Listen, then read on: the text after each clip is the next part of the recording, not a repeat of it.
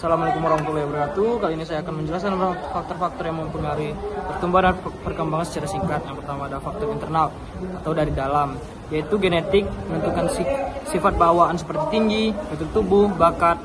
Dan yang kedua ada hormon, mengatur proses tumbuh dan berkembang.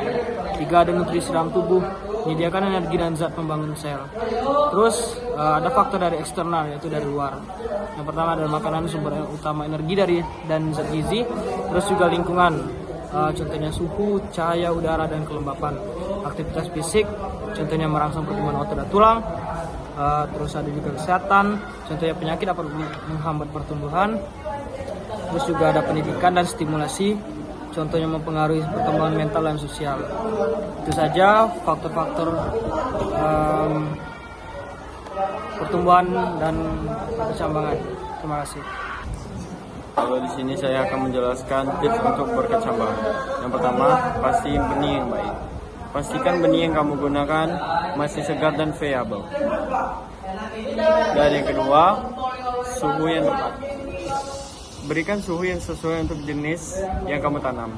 Umumnya, biasanya suhunya 2 atau sampai 30 Celcius adalah ideal.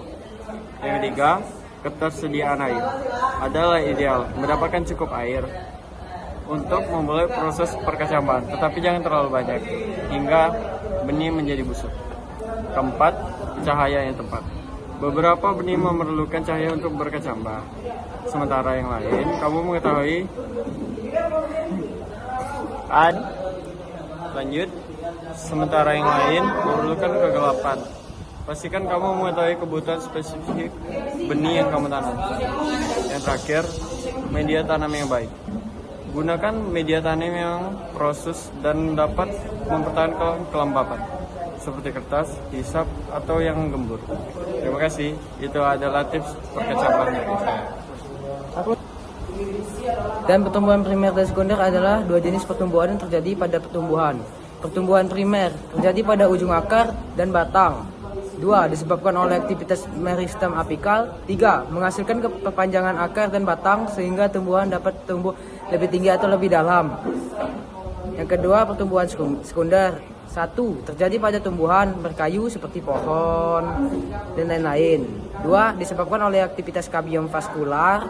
3. Menghasilkan penambahan diameter batang dan akar sehingga tumbuhan dapat tumbuh lebih besar dan kuat. Kedua jenis ini penting untuk perkembangan dan keberlangsungan hidup tumbuhan. Itu dia guys.